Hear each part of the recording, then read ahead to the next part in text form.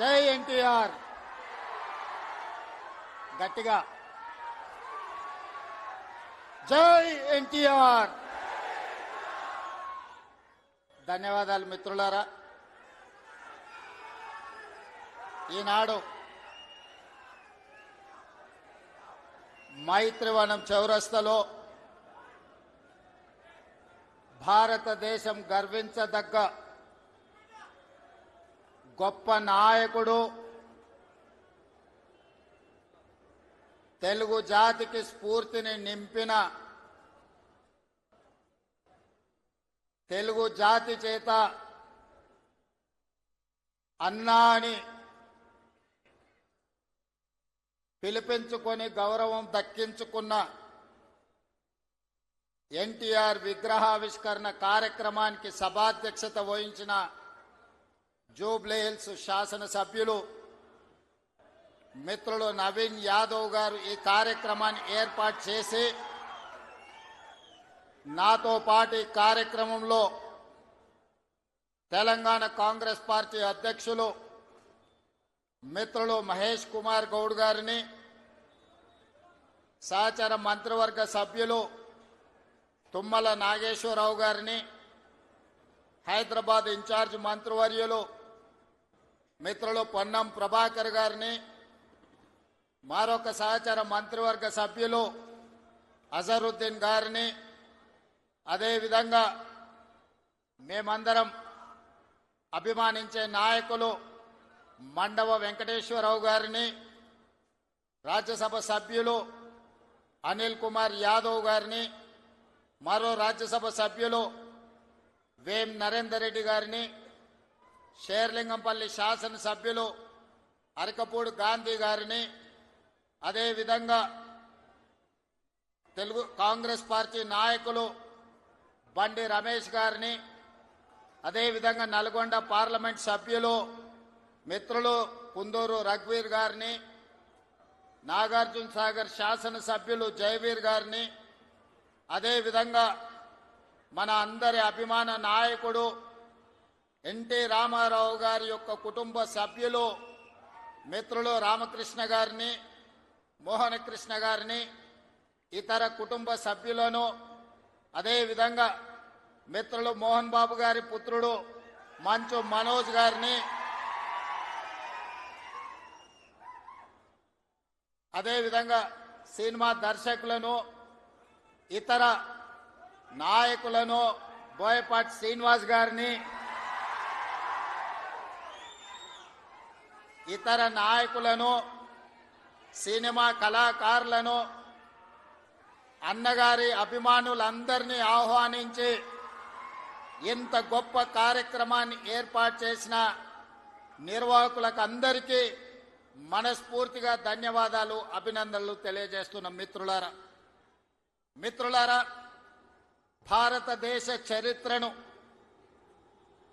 ఎవరు చదవాలన్నా, భారతదేశ చరిత్ర నుంచి ఎవరు స్ఫూర్తి పొందాలన్నా ముగ్గురు జాతి రత్నాల గురించి ఖచ్చితంగా మనం స్మరించుకోవాల్సిన అవసరం ఉన్నది.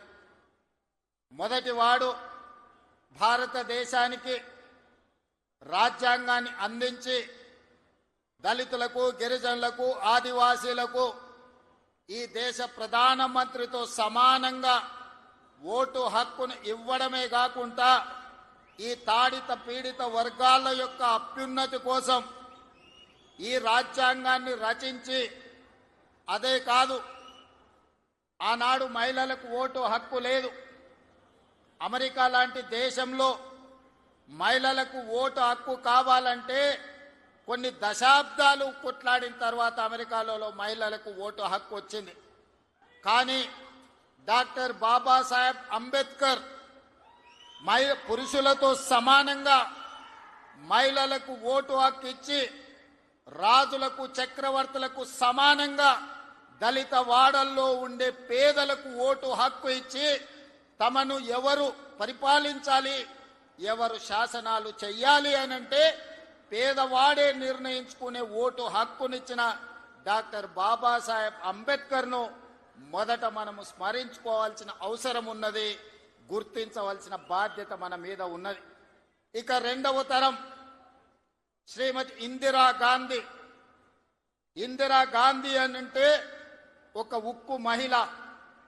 ఈ మహిళా స్ఫూర్తి ప్రపంచ దేశాల ముందు ఈ దేశాన్ని తలెత్తుకొని నిలబెట్టే విధంగా ఒకనాడు రాచరికాలు, రాజభరణాలు, జమీందారులు, జాగీర్దారులు, భూస్వాముల చేతుల్లో లక్షలాది కోట్లాది ఎకరాల భూములు ఉన్నప్పుడు అధికారం వాళ్ళ చేతుల్లోనే ఆయుధమై పేదలను హింసిస్తున్నప్పుడు ఈ దేశ ప్రధానమంత్రిగా బాధ్యత చేపట్టిన శ్రీమతి ఇందిరాగాంధీ గారు రాజభరణాలను రద్దు చేయడమే కాదు, భూస్వాముల దగ్గర, జమీందారుల దగ్గర ఉన్న కోట్లాది ఎకరాల భూములను ఆనాడు ఈ ప్రాంతంలో నిరంకుశ నిజాం సర్కార్కు వ్యతిరేకంగా సాయుధ రైతాంగ పోరాటం చేసి భూమి కోసం, భుక్తి కోసం, విముక్తి కోసం యుద్ధమే చేసిన పేదల కోసం భూ సంస్కరణలు తీసుకొచ్చి భూమి రాజుల దగ్గర ఉన్న, భూస్వాముల దగ్గర ఉన్న ఆ భూములను ప్రభుత్వం గుంజుకొని అసైన్మెంట్ పట్టాల పేరు మీద లక్షలాది ఎకరాలను దళితులకు, గిరిజనులకు, ఆదివాసీలకు పంచిపెట్టి భూమి హక్కును ఈ పేదలకు అందించిన గొప్ప నాయకురాలు శ్రీమతి ఇందిరాగాంధీ గారు. ఈనాడు జరుగుతున్న పరిణామాలు చూస్తున్నాం, యుద్ధాలు చూస్తున్నాం, యుద్ధాలలో భారత ప్రధానమంత్రుల లొంగుబాటును చూస్తున్నాం. కానీ 1971లో ఇండియా పాకిస్తాన్ యుద్ధం జరిగినప్పుడు యుద్ధంలో పాకిస్తాన్ను ఓడగొట్టి బంగ్లాదేశ్ను విడగొట్టి అమెరికా ప్రెసిడెంట్ను భారత్ రాజకీయాలలో మీరు కలగజేసుకోకండి, కలగజేసుకుంటే భారతదేశం ఊరుకోదు అని అమెరికన్ ప్రెసిడెంట్ను హెచ్చరించిన భారత ప్రధానమంత్రి శ్రీమతి ఇందిరాగాంధీ గారు. ఈనాటికి ప్రపంచ దేశాలలో ఈ దేశం యొక్క గొప్పతనం, గౌరవం, నాయకత్వ లక్షణాలను చాటి చెప్పిన ఉక్కు మహిళ శ్రీమతి ఇందిరాగాంధీ గారు. వారిని స్మరించుకోవాల్సిన అవసరం ఈ దేశంలో రాజకీయాలలో ఉండే ప్రతి ఒక్కరికి, ఈ యువతరానికి అవసరం ఉన్నది. ఇక మూడో తరం, ఆ తరం గురించి నేను చెప్పాల్సిన అవసరం లేదు. మూడు పదాలు, ఎన్టీఆర్.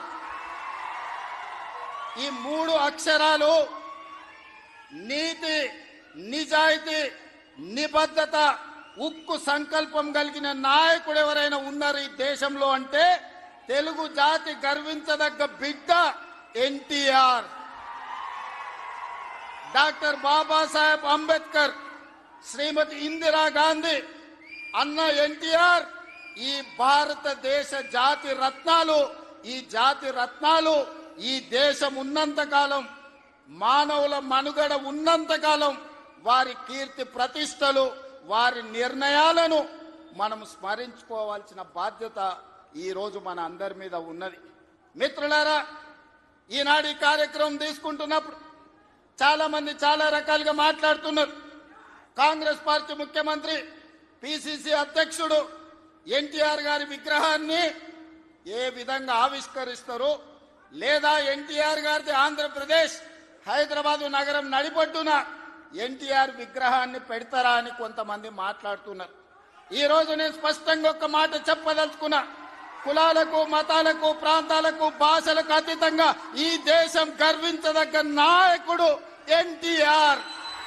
ఆ ఎన్టీఆర్ స్ఫూర్తి హైదరాబాదు నగరం నడిపొట్టున వారి స్ఫూర్తితో పరిపాలన అందిస్తున్న మా ప్రభుత్వం అమీర్పేట్ చౌరస్తాలో మైత్రి వనంలో ఈ దారిలో వెళ్లే ప్రతి వాడికి ఒక స్ఫూర్తిని నింపడానికే ఈ రోజు వారి విగ్రహాన్ని ఇక్కడ మేము ఆవిష్కరించుకున్నాం. ఇది విగ్రహం కాదు, ఇది ఒక స్ఫూర్తి, ఇది ఒక గొప్ప అనుభూతి. ఒక ముఖ్యమంత్రిగా ఎన్టీఆర్ విగ్రహాన్ని ఆవిష్కరించడం అంటే నాకు జీవిత కాలం గుర్తుండిపోయే ఒక మధుర సంఘటన. ఎవరు ఏమనుకున్నా, ఎవరు ఎలాంటి విమర్శలు చేసినా నేను జడవదలుచుకోలేదు. నేను చెప్పదలుచుకున్నా ఆనాడు శ్రీమతి ఇందిరాగాంధీ గారు ఈ తెలంగాణ ప్రాంతం నుంచి ఒక పివి నరసింహారావు గారిని, ఒక మర్రి చెన్నారెడ్డి గారిని, ఒక పి శివశంకర్ గారిని, ఒక వెంకటస్వామి లాంటి నాయకులను అందిస్తే ఈ తెలంగాణ ప్రాంతానికి అన్న ఎన్టీ రామారావు గారు ఓ మండవ, ఓ తుమ్మల నాయకత్వాన్ని తెలంగాణకు అందించిండు. ఓ మాధవరెడ్డి, ఓ జానారెడ్డి నాయకత్వాన్ని అందించిండు. ఓ దేవేందర్ గౌడ్ నాయకత్వాన్ని అందించిండు. ఓ కడియం సిఆరి, ఒక మోత్కుపల్లి నరసింహుల లాంటి నాయకులను ఈ తెలంగాణకు అందించండు. అంతెందుకయ్యా, ఈనాడు ఉపన్యాసాలు ఇస్తున్న బీఆర్ఎస్ నాయకుడు కల్వకుంట్ల చంద్రశేఖర్ రావుకి రాజకీయ భిక్ష పెట్టింది ఎవరు? అన్న లేకుంటేనే మీరు నాయకులు అయ్యిండ్రా? అన్న నీడను బతికిన మీరు అన్నగారి గురించి తక్కువ చేసి మాట్లాడు మీకు మంచిదా? వారే కాదు, వారి పేరు పెట్టుకున్న వాళ్ళు కూడా ఈరోజు నాయకులుగా చలామణి అవుతున్నారు. ఆయన ప్రోత్సాహం ఇచ్చి, ఆయన భుజము తట్టి, ఆయన ఒక అవకాశం ఇచ్చిన ఓ తుమ్మల, ఓ మండల, ఓ మండవ, ఓ జానా, ఓ మాధవరెడ్డి, ఓ దేవేందర్ గౌడ్, ఓ కడియం సిఆరి, ఓ మోత్కుపల్లి నరసింహులే కాదు, తెలంగాణలో నాయకత్వాన్ని వహిస్తున్న కల్వకుంట్ల చంద్రశేఖరరావును కూడా ఎన్టీ రామారావు గారికి గుర్తించే రాజకీయ అవకాశాలు కల్పించిన సంగతి ఎవరు మరవద్దు. ఇది చరిత్ర. ఇంకొంతమంది ఆయన పేరు మీదనే చలామణి అవుతున్నారు. కొంతమంది నకిలీలు ఎప్పుడు ఉంటారు. వాళ్ళ ఆలోచనలు ఎట్లుంటాయో కూడా మనం చూస్తున్నాం. అందుకే ఇవాళ మిత్రులారా, ఈనాడు మేము అందిస్తున్న ఇందిరమ్మ ఇల్లు కావచ్చు, ఆనాడు ఎన్టీఆర్ గారు మొదలుపెట్టిన పక్కా ఇళ్ల పథకమే ఈనాడు ఇందిరమ్మ ఇళ్ల పథకం అని నేను ఈరోజు గర్వంగా చెప్పదలుచుకున్నా. ఈనాడు 3,24,00,000 మంది సన్న బియ్యం ప్రతి పేదవాడు దళిత వాడల్లో అన్నం తింటున్నాడంటే, సంటి పిల్లలకు బుక్కెడు పువ్వు తినిపిస్తున్నారంటే ఆ స్ఫూర్తి వెనకాల అన్న 2 రూపాయల కిలో బియ్యం పథకం ఉన్నదని నేను ఈరోజు చెప్పదలుచుకున్నా. ఇవాళ మేము ఇందిరమ్మ చీరలు ఇస్తున్నాం ఆడబిడ్డలకు. పండుగ పూట నాడు పెట్టే మేము చీర సారెగా భావించి ఈనాడు పాలపిట్టల లెక్క ఈరోజు మా ఆడబిడ్డలు చీర కట్టుకుంటున్నారు. దీనికి స్ఫూర్తి ఆనాడు ఎన్టీఆర్ జనతా వస్త్రాలు పేదవాళ్ళకు అందించి కూడు గుడ్డ నీడ అని ఎన్టీఆర్ ఏదైతే ఆలోచన చేసిండో ఆ స్ఫూర్తి ఈనాడు మా ప్రభుత్వంలో అమలు చేస్తున్న సంక్షేమ పథకాలలో కనిపిస్తుంది. మీరు ఒక్కసారి ఆలోచన చేయండి. ఈనాడు వైఎస్ఆర్ ప్రకటించిన ఉచిత కరెంటు కావచ్చు, ఈనాడు రైతులకు మేము అందిస్తున్న 24 గంటల ఉచిత కరెంటు, దీనికి స్ఫూర్తి ఆనాడు అన్న ఎన్టీఆర్ 50 రూపాయలకే హార్స్ పవర్ అని రైతాంగాన్ని ఆదుకోవడానికి వారు అందించిన విద్యుత్తే, వారు అందించిన శక్తే ఈనాడు ఉచిత విద్యుత్తు అని నేను చెప్పదలుచుకున్నా. ఇవాళ మిత్రులారా, ఆనాడు ఎస్సీల కోసం, ఎస్టీల కోసం, మైనారిటీల కోసం అమ్మ ఇందిరమ్మ పాటుపడితే బలహీన వర్గాల కోసం అన్న ఎన్టీఆర్ పాటుపడ్డాడు. ఇవాళ బలహీన వర్గాలు, పాలితులుగా ఉన్న బలహీన వర్గాలు ఈరోజు పాలకులుగా మారినరు అని అంటే అన్నగారి యొక్క ఆశీర్వాదం తెలంగాణ సమాజానికి అందబట్టే పాలితులుగా ఉన్న బలహీన వర్గాలు ఈరోజు పాలకులుగా మారినరు.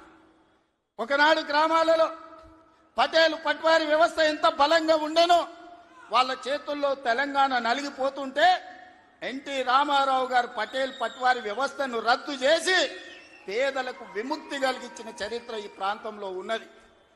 ఆనాడు ఇందిరాగాంధీ గారు సాయుధ రైతాంగ పోరాటాన్ని స్ఫూర్తిగా తీసుకొని దళితులకు, గిరిజనులకు, ఆదివాసీలకు భూ పంపకాలు చేపట్టి అసైన్మెంట్ పట్టాలు ఇచ్చి గ్రామాలలో ఉన్న పేదలకు ఆత్మ గౌరవాన్ని ఇందిరాగాంధీ గారు అందిస్తే పటేలు పట్వారి వ్యవస్థను రద్దు చేసి బలహీన వర్గాల ఆత్మగౌరవంతో బతికే అవకాశం ఎన్టీ రామారావు గారు కల్పించిండ్రు. మిత్రులారా, ఇవాళ ఎక్కడైనా చూడండి మా ప్రభుత్వం అమలు చేస్తున్న సంక్షేమం, మా ప్రభుత్వం అమలు పరుస్తున్న అభివృద్ధి ఇందిరాగాంధీ గారో ఎన్టీఆర్ గారో వారి స్ఫూర్తి కనిపిస్తుంది. ఈరోజు ఇందిరమ్మ ఆశీర్వాదం, అన్న ఎన్టీఆర్ స్ఫూర్తి ఈరోజు మా ప్రజా పాలనలో కనిపిస్తుంది, మా ప్రభుత్వంలో కనిపిస్తుంది, మా నిర్ణయాలలో కనిపిస్తుంది. అందుకే ఇందిరమ్మ మాకు ఎంత ముఖ్యమో ఎన్టీఆర్ కూడా అంతే ముఖ్యం.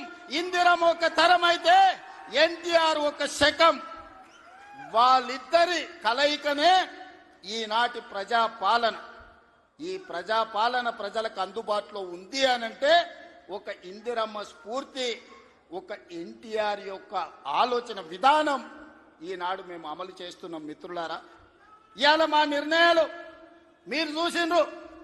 ఆడబిడ్డలకు ఆర్టీసీలో ఉచిత బస్సు కావచ్చు, ఆడబిడ్డలకి ఈరోజు అదానీ అంబానీలతో పోటీ పడి సోలార్ పవర్ విద్యుత్ ఉత్పత్తి కావచ్చు, ఆర్టీసీలో ఉచిత ప్రయాణమే కాదు, ఆర్టీసీ 1000 బస్సులు ఆడబిడ్డలను యజమానులను చేసి ఈ రోజు వాళ్ళని వ్యాపారాలలో రాణించే విధంగా చేసినాం. ఆనాడు అన్న ఆడబిడ్డలకు ఏ విధంగా ఆస్తిలో హక్కిచ్చిండో ఈనాడు 1 కోటి మంది ఆడబిడ్డల్ని కోటీశ్వరులను చెయ్యాలన్న లక్ష్యంతో మా ప్రజాపాలన పనిచేస్తుంది. మా సీతక్క, మా బట్టి విక్రమార్క గారు దీన్ని అమలు చేస్తున్నారు. ఇవాళ మేము గర్వంగా చెప్పదలుచుకున్నాం, అన్నగారు అదేవిధంగా ఇందిరమ్మ స్ఫూర్తితో 1 కోటి మంది ఆడబిడ్డల్ని ఇవాళ కోటీశ్వరులను చెయ్యాలి అని మా ప్రభుత్వం ప్రయత్నం చేస్తుంది. అందుకే మిత్రులారా, ఇవాళ మా ప్రభుత్వం రైతు రుణమాఫీ కావచ్చు, రైతు భరోసా కావచ్చు, రైతులకు ఉచిత కరెంటు కావచ్చు, రైతు రుణమాఫీ 21,000 కోట్ల రూపాయల రద్దు చేసిన విషయం కావచ్చు, ఇవన్నీ రైతుల కోసం మేము అమలు చేస్తున్న సంక్షేమ పథకాలు. ఇవాళ రైతులు పండించిన సన్న వడ్లు 500 రూపాయల బోనస్ ఇచ్చి ఈనాడు మేము కొనుగోలు చేస్తున్నామంటే రైతును రాజును చెయ్యడమే లక్ష్యంగా, వ్యవసాయాన్ని పండుగ చేయడమే లక్ష్యంగా ఈరోజు మేము పనిచేస్తున్నాం. ఇవాళ మహిళలందరికీ అవకాశం ఇవ్వాలి అని స్థానిక సంస్థల్లో ఆనాడు మహిళలకు రిజర్వేషన్లు ఉండాలని రాజీవ్ గాంధీ గారు నిర్ణయం తీసుకుంటే ఆ నిర్ణయాన్ని అమలు చేసిన గొప్ప నాయకుడు ఎన్టీఆర్. ఈ రోజు స్థానిక సంస్థల్లో ఆడబిడ్డలకు 50% అవకాశాలు ఆనాడు రాజీవ్ గాంధీ నిర్ణయం తీసుకుంటే ఎన్టీఆర్ అమలు చేస్తే ఈ రోజు ఆడబిడ్డలకు స్థానిక సంస్థల్లో ఈ రోజు రిజర్వేషన్లు వచ్చినాయి. ఆ స్ఫూర్తితో ఈనాడు శాసనసభలో, లోక్సభలో మహిళలకు రిజర్వేషన్లు ఉండాలి, 33% ఇవ్వాలి అని ఈ వేదిక మీద ఉన్న మేమందరం కట్టుబడి ఉన్నాం. రాబోయే ఎన్నికలు 33% రిజర్వేషన్లు ఈరోజు మహిళలకు ఇచ్చే విధంగా మేము ముందుకు వెళ్తామని నేను తెలియజేస్తున్నాను.